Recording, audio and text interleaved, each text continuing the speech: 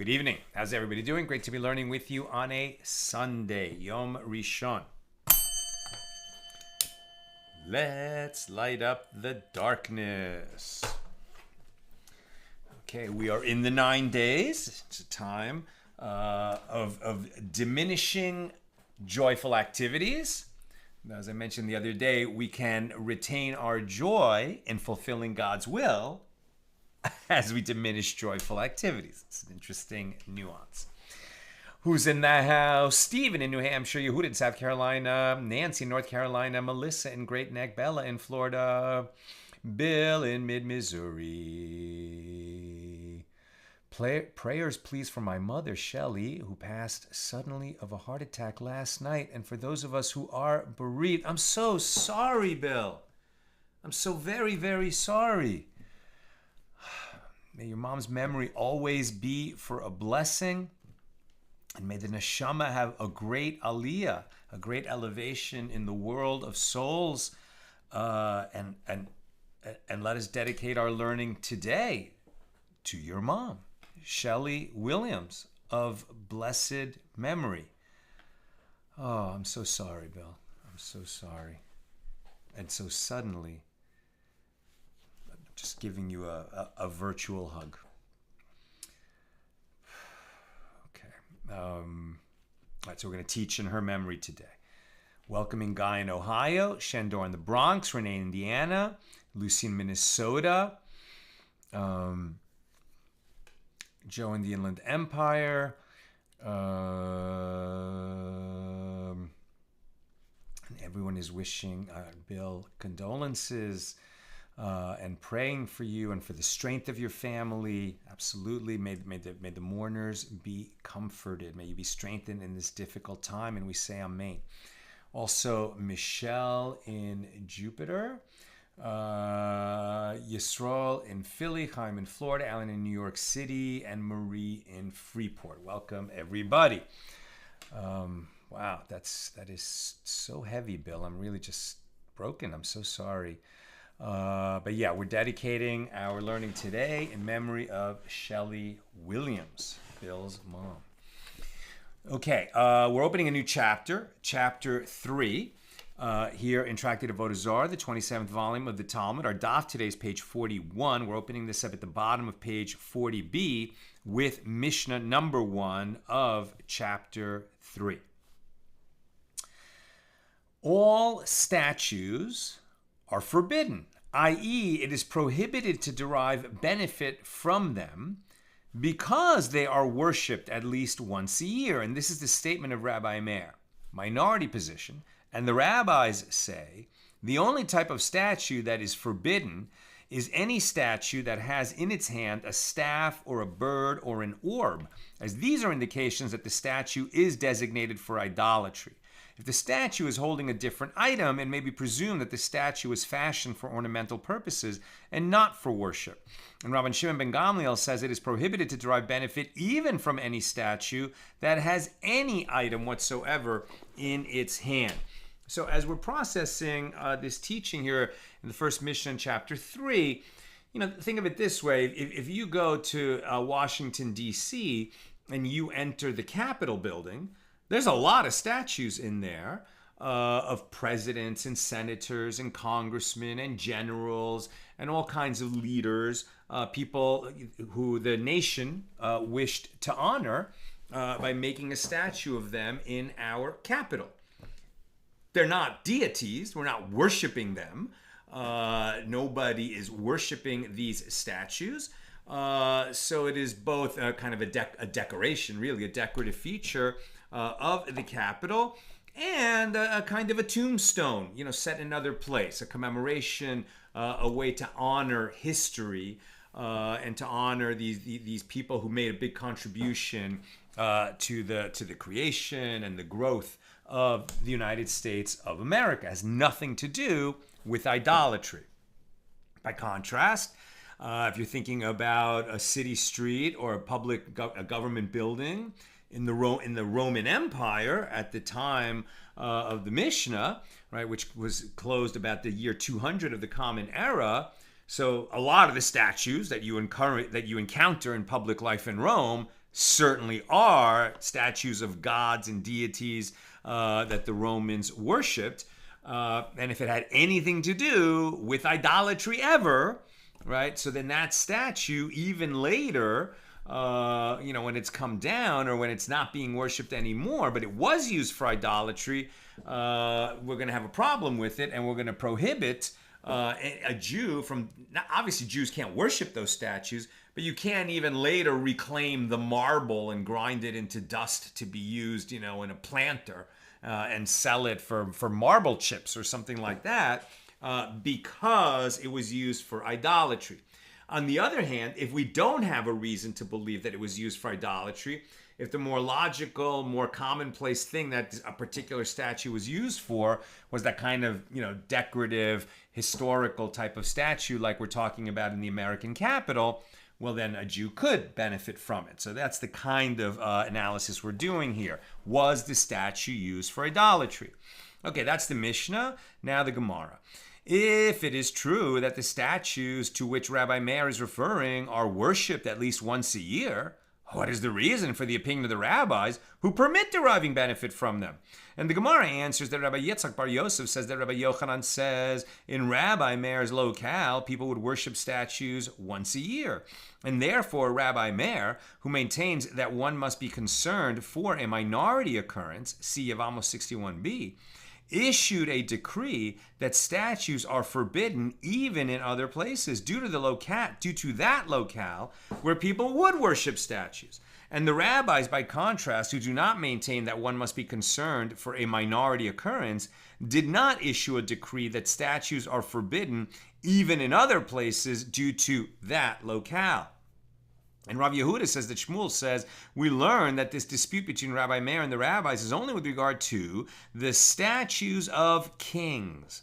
Rabbi Meir decreed that they are forbidden as perhaps they were designated for worship, and the rabbis assumed that they were designated for ornamental purposes, not for worship. So Rabbi Bar Chana says that Rabbi Yochanan says, and furthermore, we learn that the dispute is only with regard to statues that stand at the entrance to the region. Since these statues were erected in an important location, there is concern that they are worshipped. Now we're on page 41a. And Rabbah says the dispute between Rabbi Meir and the rabbis is only with regard to the statues that are erected in villages. But with regard to those that are erected in cities, all agree that they are permitted, i.e. that it is permitted to derive benefit from them. And what is the reason? It is because they were fashioned for ornamental purposes and not for worship. Obviously, people in that time had familiarity with the ins and outs, the culture that they were living among and what they built statues for. And we could never understand, sort of just based on this analysis that we're reading here, what it was like to live in one of these cities and why you should have an expectation that generally speaking, these kinds of statues on these kinds of streets and these kinds of locations were for ornamental purposes, whereas statues of that kind and that kind of location were for idolatrous purposes. But the sages knew better than us. The Gemara asks, but with regard to those erected in villages, is there anyone who says that they are fashioned for ornamental purposes? Those in the villages were certainly fashioned for idolatry. How then can the rabbis maintain that such statues would ever be permitted? And the Gemara answers, rather, if such a distinction was stated, this is what was stated. Rabbah says that the dispute between Rabbi Meir and the rabbis is only with regard to statues that are erected in cities where they may have been fashioned simply for ornamental purposes. But with regard to those erected in villages, all agree that they are used for idolatry and are therefore forbidden. No Jew can ever derive benefit from such statues. Now, the Mishnah teaches, and the rabbis say, the only statues that are forbidden are any statue that has in its hand a staff or a bird or an orb, as these are indications that this statue is designated for idolatry. And the Gemara explains that each of these items symbolizes the statue's supposed divinity, indicating its dominion over the world. A staff symbolizes dominion as the idol rules itself under the entire world, i.e. it rules the entire world, like one rules over an animal with a staff. And a bird symbolizes dominion as the idol grasps itself under the entire world, i.e. it grasps the entire world as one grasps a bird in his hand. And then orb obviously symbolizes the world, and it symbolizes that the idol grasps itself. They don't want to say it, it's like a euphemism, but that he's grasping the entire world as one grasps a ball in his hand. These were typical symbols of a god that rules over the world for these idolaters. You know, something I never thought about before this moment when I was just reading this to you. There are statues, there are statues that are obviously idolatry, right? Like a Jew, if you walk into a room and there's a Buddha there, like you need to walk out of that room. That is very much a statue of idolatry. You're walking in New York City. Isn't there Rockefeller Center? There's like some big statue of Atlas holding up the world. Atlas from Greek mythology, right? I mean, isn't he some kind of a god that is holding up the world? I don't remember all the stories and stuff, but that's definitely, right? That's definitely from the pantheon of the Greek gods. And it's got to be some kind of idolatry. Interesting because these kinds of statues, I think, are erected for the sake of art, using classic themes. I don't think anyone ever thought that New Yorkers are going to go, bring tribute and bow down before this statue at Rockefeller Center. Nevertheless, problematic. I wonder if there are any specific halachas about, you need to cross the street, not walk in front of it, keep a distance from it. If it was ever torn down, would a Jew who has some kind of company that recycles these kinds of things, would you have to avoid it? It's very interesting, right? Very interesting. But as we'll see, there is a question of, did the idolater remove that statue from the practice of idolatry, which would change the analysis? So let's keep reading. Okay, so the Mishna teaches, and the rabbis say, the only statues that are forbidden are the ones that hold, right, the staff, the bird, or the orb. So the sages taught in the Tosefta that they added the following to the list of items that, when added to a statue, indicate that it is worshipped as an idol: a sword in its hand, a crown on its head, and a ring on its finger. And the Gemara explains why these items are initially believed to be insignificant and were later understood as symbolizing idolatry. So with regard to a statue holding a sword, the sages initially thought that this merely indicates that it is the statue of a bandit. But in the end, they reasoned that it symbolizes the notion that the idol has the power to kill itself under the whole world, which is a euphemism for saying that the statue, or that the god it represents, has the power to kill the entire world. And with regard to a crown, the sages initially thought that it is merely a woven wreath, but in the end they reasoned that it is like the crown of a king. And with regard to a ring, the sages initially thought that this merely symbolizes the bearer of a signet ring, but in the end they reasoned that it is symbolic of the idol's supposed ability to seal its fate under the whole world, which is to say, to seal the fate of the entire world for death.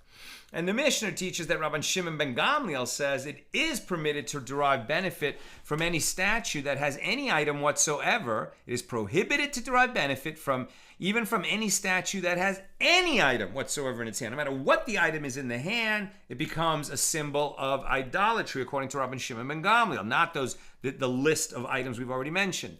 And the sages taught in a baraisa it is prohibited to derive benefit from a statue, even if it is merely holding a stone or even a twig.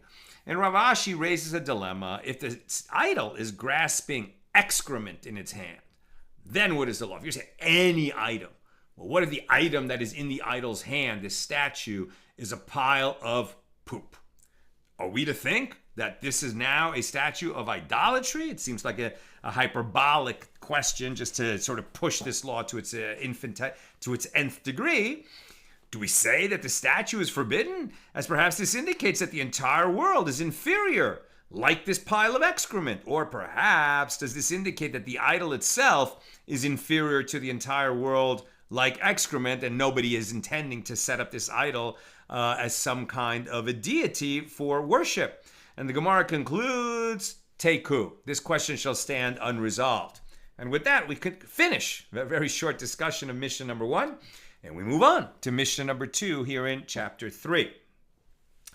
In the case of one who finds unidentifiable fragments of statues, these are permitted, i.e., one may derive benefit from them.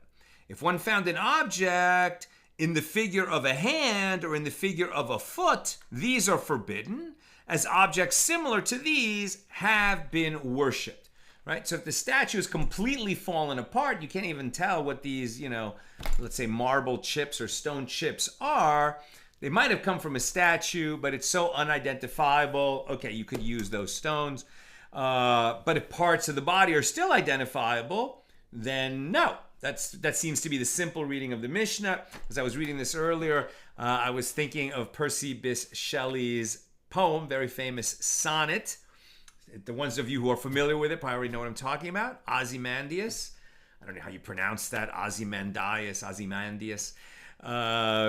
Something like, I met a traveler from a antique and distant land who, described to me something he had seen in his travels, an old statue that was now two vast and trunkless legs of stone, and a head buried in the sand near about, nothing else left, and just the sands spreading away. Right, and the sign that was with this statue said, look, I am Ozymandias the Great. Look upon ye mighty and despair. Right, this was a king who was once so powerful that this statue of him, this giant statue of him, heralded that you are entering his kingdom, his vast and mighty and important kingdom. You should despair, that you will never have as much power as Ozymandias. And now it's nothing, just a ruin. The only thing that's left is a few pieces of the statue. The kingdom itself is long gone, just, sand dunes, nothing but. And the words, right? So kind of the words, the poetry of it, that remains long after the people. This is mostly understood to be a, sort of commentary on the passing nature of political power in the world. But interesting. Was Ozymandias, okay, the concept of the poem, I don't know that it ever was in Ozymandias, but the concept of the poem is that this was a very powerful king. Now, these kings in the old world, certainly pharaohs, right? They set themselves up not only as kings but as gods, and they expected to be worshipped. So and seems like seemingly also with the Roman emperors, perhaps the Persian kings. I mean, we've already seen in Mishnah number 1 that a statue of a king holding, a staff and an orb, we take that as an idolatrous statue because the kings commanded worship of their statues. So we don't know if Ozymandias was, his statue was set up that way, but we would have to have a doubt and a problem with it. And it sounds like, since they're trunkless, but they're identifiable legs of stone, and the head, right, with the crown on it, I think we would have to, according to the law as we read it so far, we would be, as Jews, prohibited to benefit from such a statue if we actually ran into it and found it. Gemara. Shmuel says it is permitted to derive benefit even from fragments of objects that have been used in idolatry. And the Gemara asks, but didn't we learn in the Mishnah that fragments of nondescript statues are permitted, which would indicate that it is prohibited to derive benefit from fragments of idols that were known to have been worshipped? Only if it's indistinct little fragments, we don't know what it's from. But if we know that it came from an idolatrous statue and now it's all broken up, we could derive benefit from that? How can you say that? How can Shmuel say such a thing? And the Gemara answers, the Mishnah means that fragments of statues are permitted, and the same is true even of fragments of objects of idolatry. And that which is taught in the Mishnah, fragments of statues, is not meant to exclude fragments of idols. Rather, this expression is used because the Mishnah sought to teach in the last clause, if one found an object in the figure of a hand or in the figure of a foot, these are forbidden, even if they are not known to be objects of idolatry, as objects similar to those are worshipped. So if the first clause in the Mishnah had referred to fragments of idols, it would have been inferred that the latter clause was referring specifically to the figure of a hand or foot that was known to have been worshipped, and that otherwise such figures would not be forbidden, and that is, it's teaching the opposite. So we learned in the Mishnah, if one found an object in the figure of a hand or in the figure of a foot, these are forbidden, as objects similar to those are worshipped. Right? So that means that we don't know if this particular hand or foot was an object of idolatry, but because it could have been, Jews are prohibited to benefit from it. So the Gemara asks, why? Now we're on page 41b. But aren't they fragments of idols, which Shmuel just said is permitted, right? So once the statue is smashed into a bunch of pieces, it's no longer an object of idolatry. So it sounds like even if we knew that it was used for idolatry once, now it's in fragments, Shmuel would permit it. If that's going to be permitted, how much more fragments of a statue where we don't even know whether it was used for idolatry or not? Seems like a very permissive opinion. The Gemara continues that Shmuel interpreted the Mishnah as follows. It is referring to a case where these objects that are in the figure of a hand or a foot are standing on their pedestals, which shows that they were designed this way initially and are not merely fragments. Right, so he's saying this is not just a broken off foot. He's saying that this might have been like the foot was the whole statue, or perhaps the foot is still standing in place.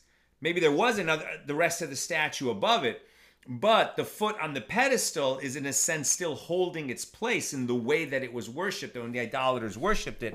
That's why that's going to be permitted. And it seems like, according to Shmuel, but the stuff that's on the ground and totally broken and clearly not being worshipped by anyone anymore, that would be permitted. So seemingly according to that view, the way we're understanding Shmuel's ruling now, seems like, if you were the one who found Ozymandias in the sand, then you wanted to bring him back, and sell him to the Museum of Art or History in New York, sounds like you could do that, assuming it was permitted to leave whatever country you founded it.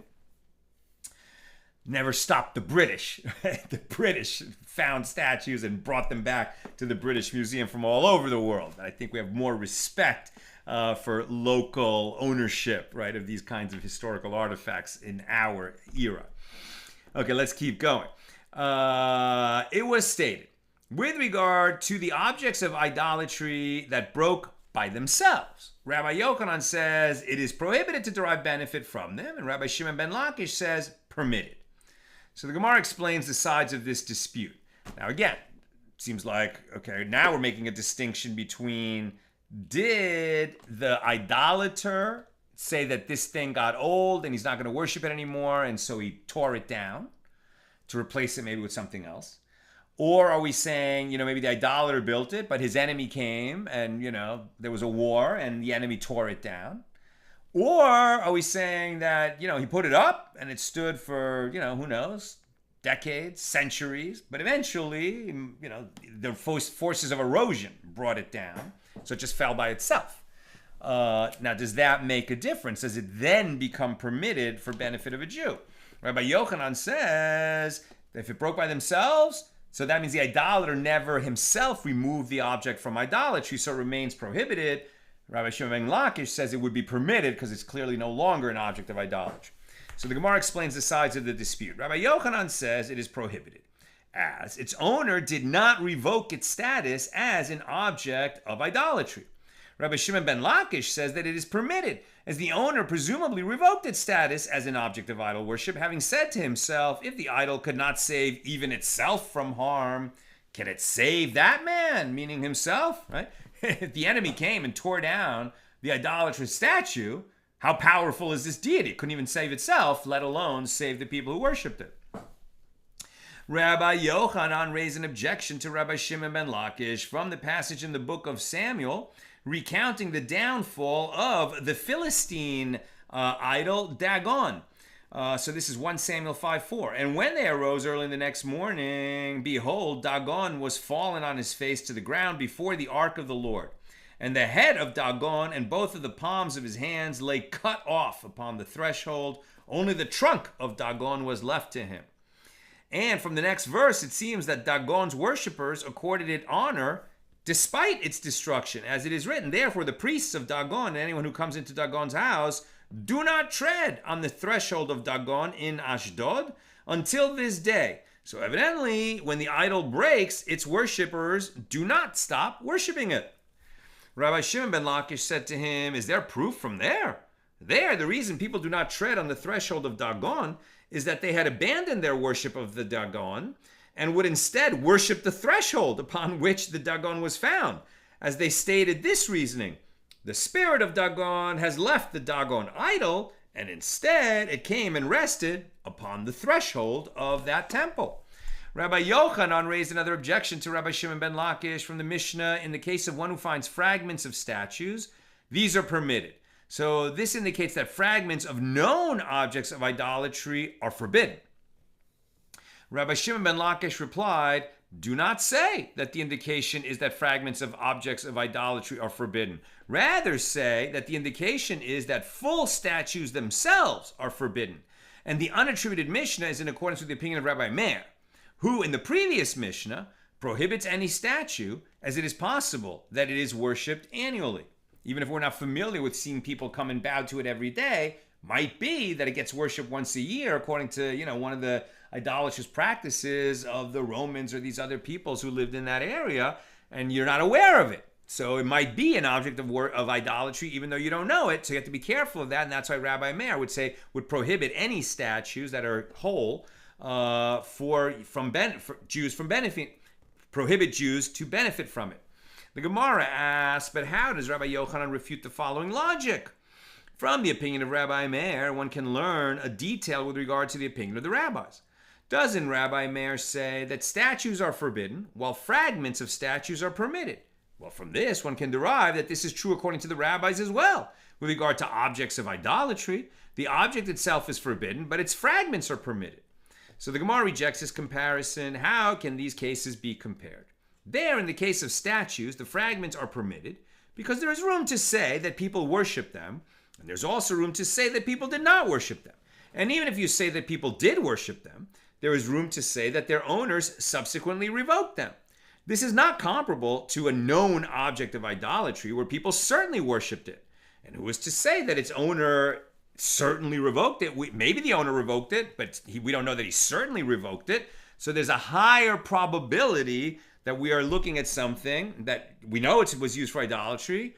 It may or may not have been revoked, but that's much closer to actually being used of idolatry as something that we don't know if it was ever used for idolatry, and we further don't know if it was ever revoked, right? The two layers of uncertainty. In the second case, there's only one layer of uncertainty.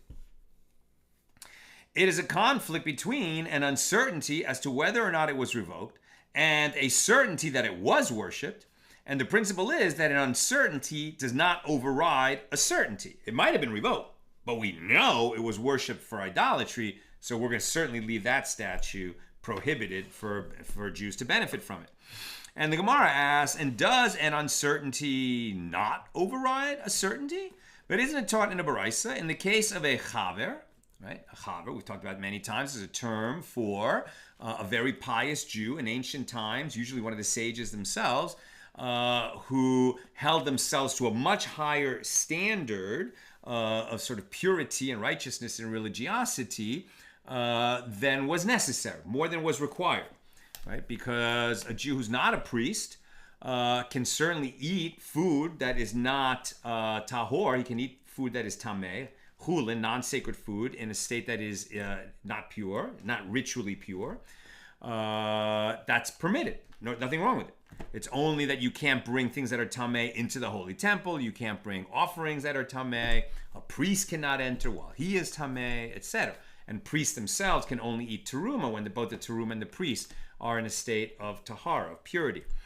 But the chaverim, right, these guys, the fellows, right, the friends, as they call themselves, they held themselves to a higher standard, and they only wanted to eat food that was in a state of tahara, of ritual purity. Okay, so why are we talking about chaverim? What's going on? Isn't it taught in a baraisa? In the case of a chaver who died, and he left a storehouse filled with produce, So even if the produce was there only that day, it has the presumptive status of produce that was ritually prepared, meaning it was properly tithed, right? A chaver would never have produce in his storeroom that wasn't already tithed, because somebody might take food from the storeroom and eat it, right? Without his awareness, and he wouldn't allow that to happen. So he would make sure that any produce that was in his possession had been properly tithed, because untithed produce is prohibited for consumption for all Jews, right? And a chaver will make sure that any produce that's in his possession has been properly tithed. Whereas produce in the possession of just a regular Jew, and he dies, and we're like, well, did he tithe it? Did he have a chance to tithe it before he died? We don't know. So that would be produce where it is uncertain whether it was tithed or not. And if somebody then purchased it, he would have to tithe it just to be sure. Right? And so the Gemara asks,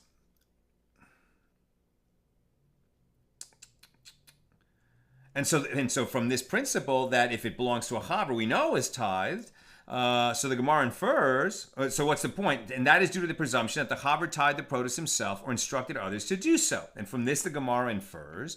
And here in this case, the produce was certainly untithed at the outset, and there is uncertainty whether the chaver tithed it, and there is uncertainty whether he did not tithe it. And despite this conflict, the uncertainty whether it was tithed comes and overrides the certainty that it was untithed produce. And so the Gemara rejects this claim. In that case, conflict is between certainty and certainty, as the chaver certainly tithed the produce, right? It was certainly untithed at one point when it was harvested, and now that it is in the chaver's possession, we say that it certainly was tithed, right? Because he's a chaver. So the certainty that he tithed it overrides the certainty that at one point in the history of this produce, it was untithed. So it's not that an uncertainty overrides a certainty. It's that a certainty overrides a certainty. So the Gemara rejects this claim. In that case, conflict is between certainty and certainty, as the chaver certainly tithed the produce. The presumption is in accordance with the statement of Rabbi Chanina Chozah. As Rabbi Chanina Chozah says, there is a presumption with regard to a chaver that he does not release an item from his possession that is not ritually prepared, so we can be certain that he did tithe it. And if you wish, say instead that perhaps the produce did not initially have the status of untithed produce, and therefore the conflict is only between uncertainty and uncertainty.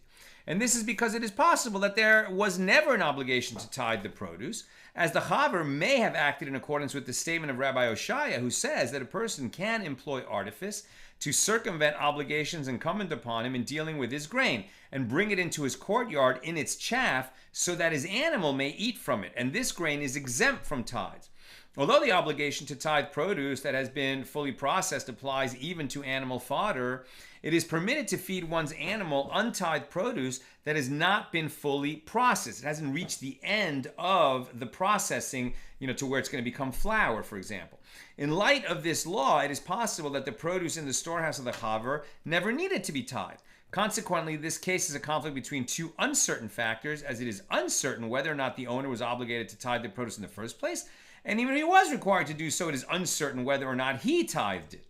And the Gemara raised another objection. And is it so that an uncertainty can never override a certainty? Here's a different type of case. But isn't it taught in a baraisa that Rabbi Yehuda said there was an incident involving the maidservant of a violent person in the city of Rimon.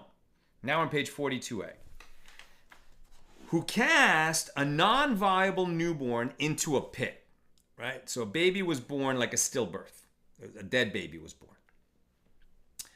But it was really non-viable. So it was alive, but it was certainly going to die in hours, minutes, a day. I don't know. This is obviously a disgusting person, but it's really more of a hypothetical case. What is the result? Right? So this violent person tossed a non-viable newborn into a pit. So why are we talking about this at all? Because, first of all, there's uncertainty whether there's a living human being in that pit or not. It was non-viable, so is it dead or is it not? A little later, when a priest came to inspect, is it there? Why does it matter that it's a priest? Well, the priest cannot come into contact with the dead. And if he does, he cannot, serve in the temple until he goes through a purification process. So the priest came and looked into the pit to ascertain whether the baby was male or whether it was female. Why does that matter? Because that would affect the length of impurity of the mother that gave birth to it. Either it's going to be a 30-day period, or a 40-day period, or an 80-day period that the woman counts, before she can get on with her life and bring certain offerings after childbirth. And there's a difference whether it's male or female. So the priest went to it just see, was this non-viable newborn that was thrown into the pit, was it male or female? Again, this never happened, but this is asking an important set of hypotheticals so that we can get at the question that's relevant here. And the incident came before the sages. I take it back.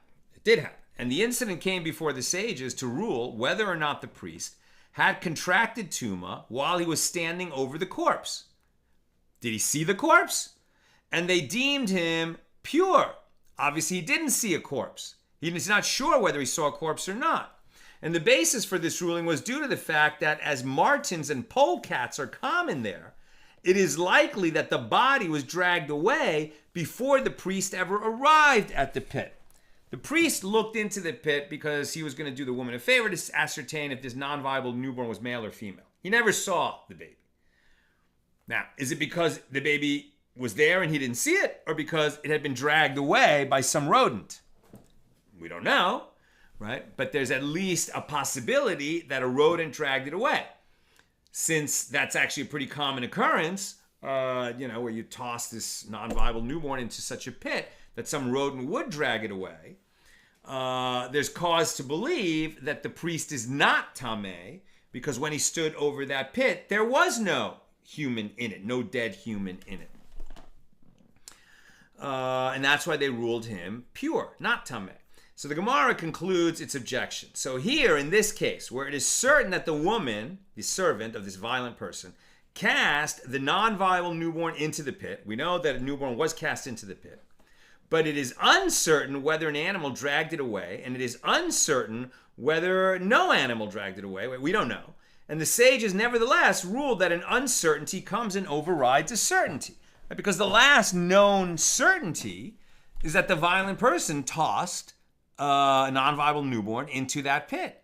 And it is certain that the priest leaned over the pit. So why would the sages deem the priest pure? Right? Shouldn't we, the last known assumption, the presumption of what happened here, since, the non-viable newborn was cast into the pit and the priest did overlook the pit, they should have ruled him tameh. Why would you say that? But it's very possible that a polecat or a marten dragged away that baby, that non-viable newborn, and therefore we're going to rule the priest tahor, ritually pure. Why is an uncertainty like that overriding a certainty? And the Gemara rejects this interpretation of the Baraisa. No, you're not filling in all the facts correctly. Do not say that the woman certainly cast a non-viable newborn into a pit. Rather, say that she cast an object into the pit, which seen from a distance might have been a non-viable newborn, because there was a non-viable newborn born that day. But we don't know if she cast it into the pit. So there is no certainty that that non-viable newborn was ever in that pit. And now it's uncertain if it ever was in that pit, whether it was dragged away or not. And that's why we can say that an uncertainty overrides an uncertainty, not an uncertainty overrides a certainty. And the Gemara asks, but isn't it taught in the Baraisa to ascertain whether it was male or whether it was female that the priest went to look, indicating that the only uncertainty was with regard to its sex, as it was certainly a non-viable newborn, and presumably it was certainly thrown into the pit. And the Gemara answers that this is what the Baraisa is saying. The priest attempted to examine two aspects of the miscarried entity. He sought to ascertain whether the woman miscarried, bearing an amorphous mass, or whether she cast a non-viable newborn into the pit. And if you say that she cast a non-viable newborn, he sought to ascertain whether it was male or whether it was female. So there's no certainty that what came out of the woman who gave birth was a non-viable newborn. It might have been a much earlier stage in the pregnancy where it's not even considered a newborn that was, born to die, but was a human. This was pre that stage. And so the Gemara answers, right, so, and if you wish, say that there's a different answer. The case is not a conflict between certainty and uncertainty, rather it is a conflict between certainty and certainty. Since martins and polecats are common there, we say they certainly drag the body away. Consequently, the ruling in this case does not contradict the principle that an uncertainty does not override a certainty. This violent woman or servant, or whoever it was, might have been throwing this non-viable newborn in a place where what's going to happen. Raccoons, polecats, squirrels, whatever. It's like if you throw, some kind of flesh into that place, an animal is certainly going to drag it away. And that's why the sages could rule that this priest did not become tameh when he stood over that pit. Enough. New subject. The Gemara returns to the dispute with regard to an idol that broke. Rabbi Yochanan raised an objection to the opinion of Reish Lakish from the Mishna. If one found an object in the figure of a hand or in the figure of a foot, these are forbidden, as objects similar to those are worshipped. Rabbi Yochanan says, why are they forbidden? Aren't they fragments, which according to Reish Lakish should be permitted? And the Gemara answers, didn't Shmuel interpret the Mishnah as referring to a case where these objects are standing on their pedestals, which shows that they were designed this way initially. It was just a foot. Rabbi Yochanan raised another objection to the opinion of Reish Lakish from a Mishnah on page 52b. A Gentile can revoke the idolatrous status of his own object of idolatry or that of another Gentile, but a Jew cannot revoke the status of the Gentile's object of idolatry. It's very interesting. So the idolater, creates a statue and he pours, libations before it. He worships it.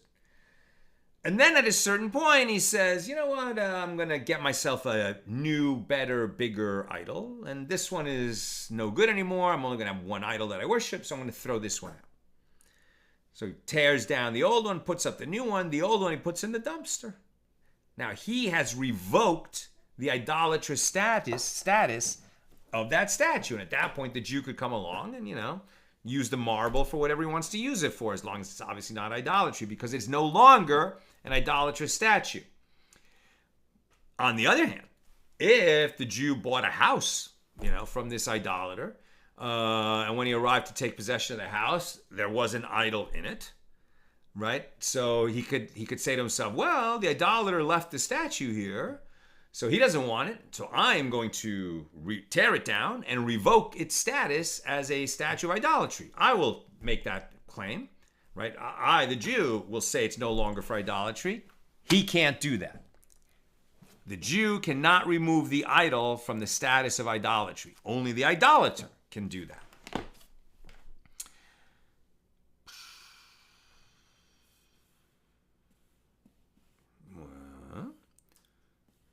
And so Rabbi Yochanan asks, and why can't a Jew revoke the status of a Gentile's idol, according to Reish Lakish? Let it be treated like an idol, an object of idol worship that broke on its own, which Reish Lakish would deem permitted. So Abaye said the Mishnah is referring to a case where the Jew bent the idol out of shape without actually breaking it. So the Gemara asks, and if he merely bent the idol out of shape, what of it? But didn't we learn in a Mishnah on page 53a that if one bent an idol, changing its shape, even if he did not remove any part of it, he thereby revoked its status as an object of idolatry? And the Gemara answers, this statement applies only in a case where a Gentile bent the idol, changing its shape. But in a case where a Jew bent it, changing its shape, the status as an object of idolatry has not been revoked. And Rava said a different answer. Actually, the basic law is that in a case where a Jew bent it, changing its shape, its status as an object of idolatry is also revoked. But the sages issued a decree that such an idol retains its idolatrous status lest a Jew first lift it up and then attempt to revoke its status. In this case, the idol status is not revoked, as when the Jew lifts an idol, he acquires it, and it becomes an object of idol worship in the Jew's possession. And any object of idolatry in a Jew's possession can never leave its idolatrous status. It can never have its idolatrous status revoked. Therefore, only when an idol breaks on its own does Reish Lakish maintain that its status is revoked. Rabbi Yochanan raised another objection to the opinion of Reish Lakish from a Baraisa. In the case of a Gentile who brought stones from stone heaps that were used in the worship of the deity Mercury, Hamarkulis, and who then paved roads and built theaters with them, right? So this is a deity, Markulis, and we've seen it, at other times that they would actually, the Gentiles would, the idolaters would poop in front of that statue, and that was the form of worshiping it, but also throw rocks at it. That was, for whatever reason, that was the way they worshipped that particular statue, that so-called god. So they would throw rocks at it, and then the rocks would, pile up at the base of the statue. Then, let's say they took those rocks and made a paved road out of them. So what's going to happen? And who then paved roads and built theaters with those rocks. It is permitted to derive benefit from them as the Gentile revoked their idolatrous status. Sounds like the Jew can walk on such a road, because when the Gentile who was worshiping that idol now took the stones away from the base and used it to pave a road, he removed those stones from their status as objects of idolatry. But in the case of a Jew who brought stones that were used in the worship of Mercury and he paved roads and built theaters with them, it is prohibited to derive benefit from those roads or theaters. And Rabbi Yochanan asked, according to Reish Lakish, why does a stone such as this retain its idolatrous status? Let it be treated like an object of idol worship that broke on its own, which Reish Lakish deems permitted. And the Gemara answers here too. Rabbi Yochanan's question may be answered in accordance with the opinion of Rava, that the sages issued a decree that an object of idol worship retains its idolatrous status when a Jew attempts to revoke it, in order to protect the Jew from coming to lift and acquire the idol, which would make it impossible to subsequently revoke its status, because when you lift it, it's an act of acquisition, a kinyan of something that is ownerless. Now the Jew lifts it, it's now his. Now he's brought into his possession an object of idolatry. He's got to get rid of it, and he's never going to be able to make it not idolatrous so that he can keep it and use it as a non-idolatrous thing. I'm almost done. Questions or comments, please get them in now.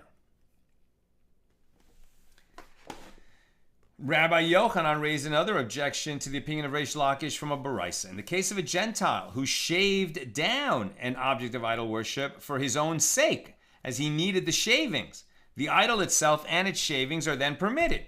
If he did it for the sake of the idol to improve its appearance, then the idol is forbidden, but its shavings are permitted.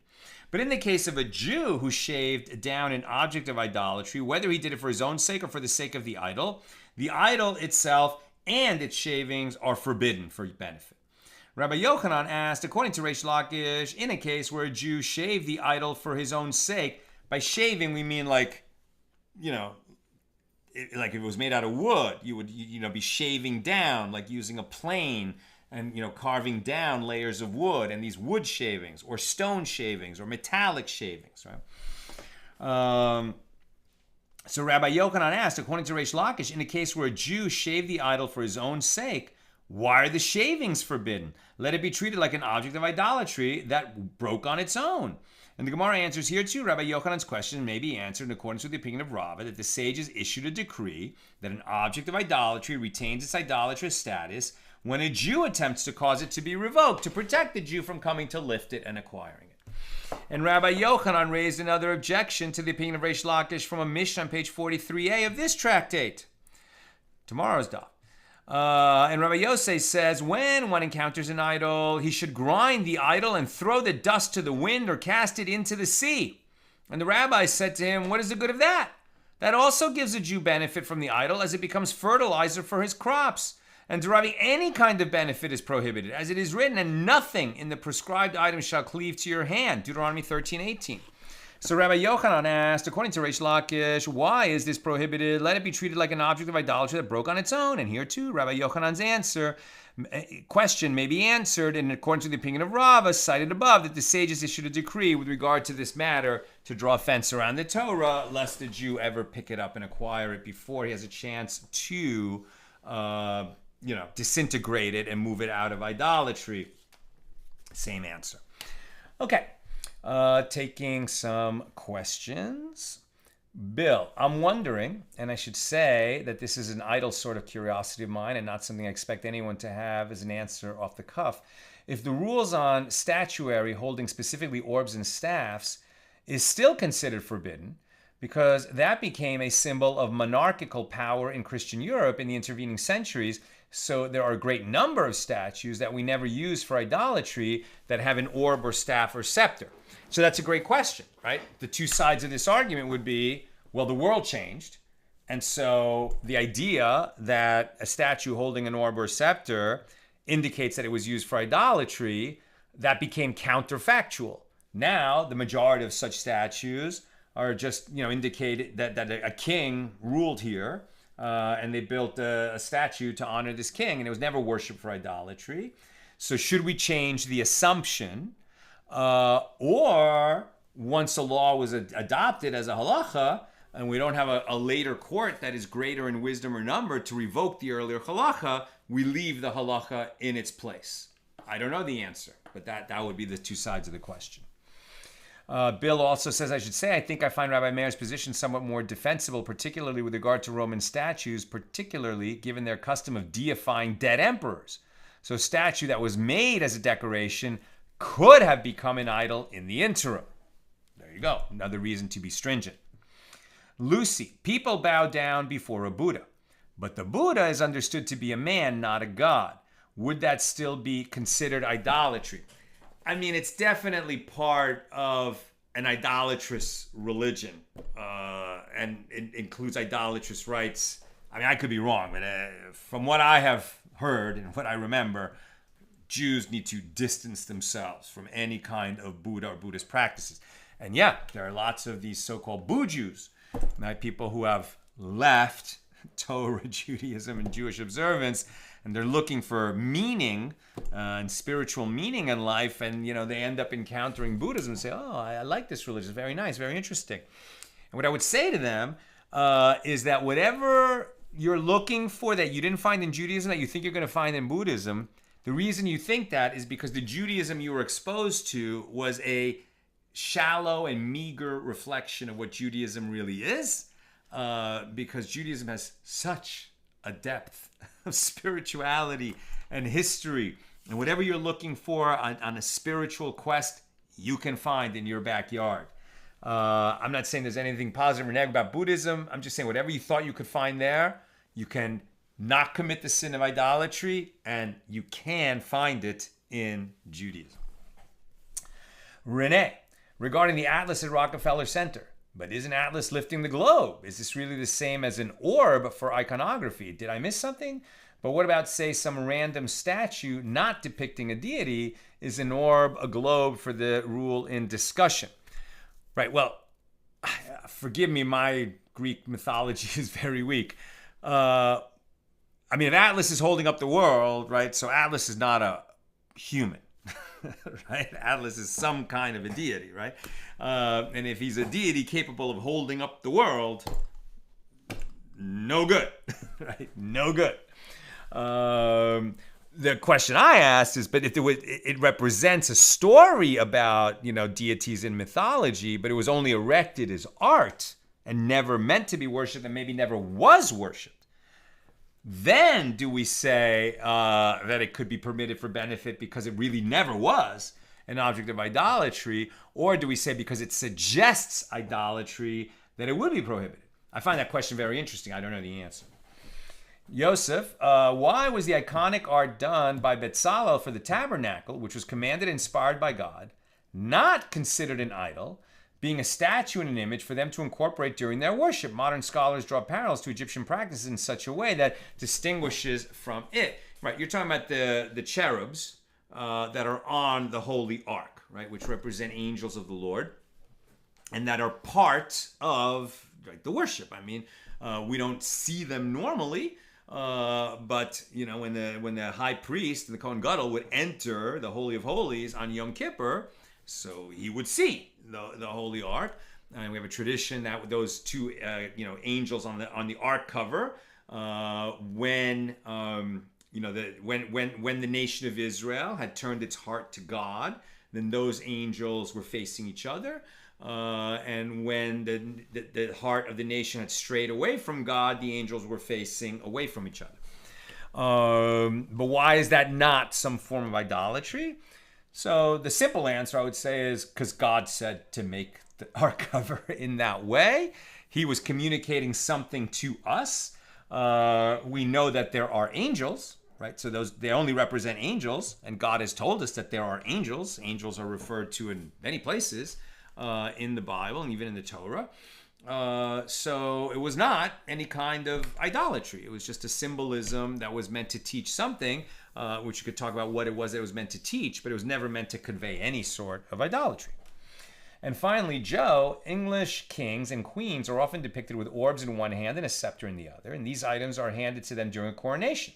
Pharaohs held a crook and a flail with their arms crossed. Archaeologists immediately know they are dealing with royalty because even in death, they are the only ones mummified in the position and were buried with the crook and the flail. So statues and paintings in England depict their kings and queens holding orbs and scepters in hand. Right, so this, I think, goes back to the same question that Bill asked. If we know that these symbols became symbols not of idolatry but of monarchy, does that change the halacha? I don't know the answer, but as I mentioned earlier, that would be the two sides. Do we change the halacha or do we not change the halacha when the reality has changed? And we know that there are, it depends. There are cases where even though the reality has changed, like eating kitniot at Pesach, the halacha has not changed. And there are other cases where things have changed in the world, and if not that the halakha changes, or at least a new halakha arises to cover what was a novel situation. I don't know the answer. I'm not a rabbi. That's what I've got for us today.